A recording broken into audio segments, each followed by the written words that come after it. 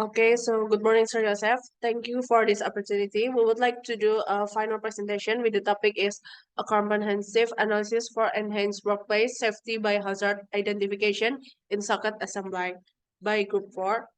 Next. So this is all member. Next. First is the background. Understanding and identifying hazards in the workplace and environment is a crucial step in preventing accidents and protecting health. This process, known as hazard identification, is foundational for any healthy, safety, and environmental strategy. Work accident during the installation of electrical sockets not only result in physical losses for workers, but also cause material losses for the company and can disrupt production. Some of the accidents that often occur include burns due to contact with electrified electrical components, cuts due to the use of unsecured tools, and ergonomic injuries due to improper working positions. Next is the objective. First is to inventorize types of hazard in socket assembling. Second is to know the level of risk for each part in socket assembling. Third is design risk control to make change to high risk control. And next, my name is Rahel. The methodology, material is spreadsheets for template. A spreadsheet template used to systematic record, identify hazard, their potential impact, and possible strategy to minimize them. And then we use recording, picture, and video, visual documentations to us recordings, picture, and video of the socket assembly process as essential, provide a real-time picture of the operational workflow, helping to show where the whole hazard might occur. And then the methodology, we use three method. First is analyze video footage. The initial step involve a truth analysis of record video material documenting the socket assembly process. This analysis focus on identify immediate physical, chemical, or ergonomic hazard within the whole workplace. And then we focus on the group discussion involving all the group member in focus group discussion over valuable insight into preserve or experience hazard during socket assembly. These discussions uncover less operative physical, psychosocial, and economic risks and foster collaboration in identifying solutions. And then we follow guidelines. Adherence to socket assembly and workplace safety hazard is crucial for aligning hazard identification with industry best practice and regulation. Okay, so this is the picture that sampling. Okay, I'm sorry. My name is Randika Ananda, and here the figure of operator sampling socket electric, and this is we show that several picture and next slide.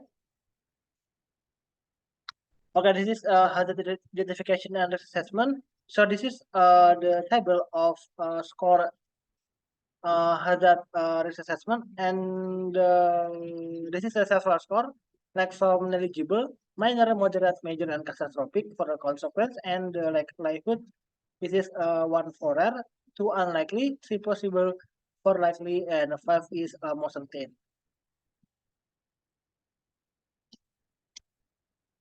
Okay, my name is Jul Fitra, and here we have the table summary for high risk. After do the summary, turn out that high risk is the most potential in this case because it have 10 sub-process that can cause high risk, such as opening the cable until pair the light bulb with the fitting plug. And then next, we also have the medium risk.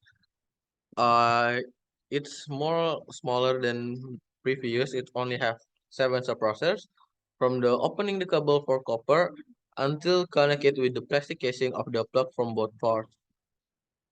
Those parts can make it turn to medium risk. You can make your skin into thin and also can lead to electrical hazard. That's why it become medium. Okay, sir. My name is Alivia. This is the low risk identification summary. The sub operations is take the plug cover. To do this, maybe you can handling without care. This can cause handling without care might damage the cover or the user because this hand because this operation is not too high and then the point is 1, so the identification is low.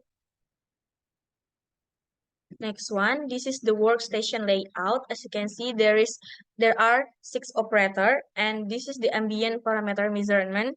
The parameters of sounds from 1 hour is range from 63.4 until 73.6, and the light is 127 and 8 until 335.5.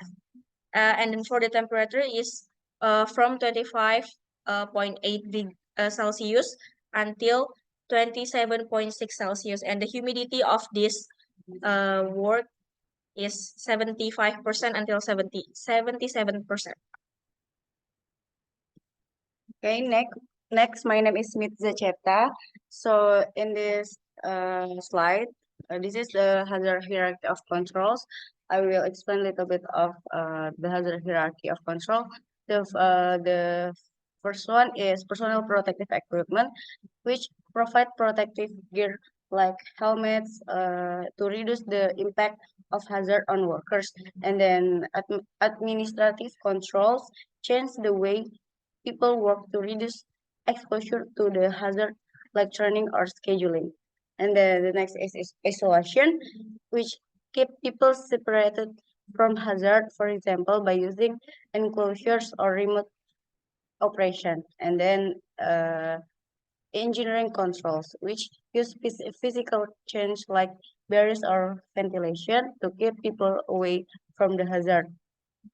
And then the next is substitution, which replaces the hazard with something safer.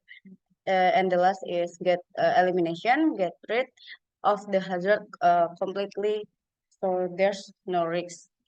So in this problem, we are not eliminating but substituting, because the highest and most in electrical assembly is because the tools are dangerous and the risk level is high. Because of the danger in the preparation and process due to peeling and cutting electrical wires and electrical copper, we made design tools for risk control using fusion. This is a web crimple plier. Seen here, the tool is very multifunctional. Namely, there are copper cable peelers of various cable size and cutter to cut cables safely. This tool is also very little change to getting hurt and danger. Okay, sir. My name is Ananda Sunyaswin. I will explain about estimating new risk following risk controls.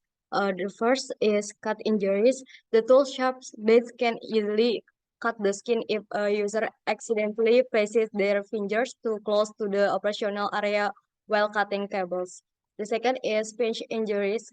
The moving part of the tool, such as handles and joints, could pinch fingers or skin, which is especially risky during repetitive use or rapid operations. The third is eye injuries. Small pieces of cable or wire might be ejected during cutting, posing a risk to the eyes if proper safety goggles are not worn. The fourth is repetitive strain injuries. Continuous use the tool without ergonomic handles or proper technique can lead to repetitive strain injuries in the wrist or hands. The last is electric shock.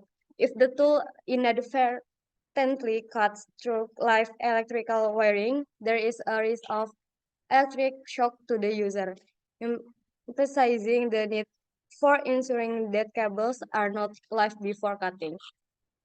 Okay, the next is conclusion.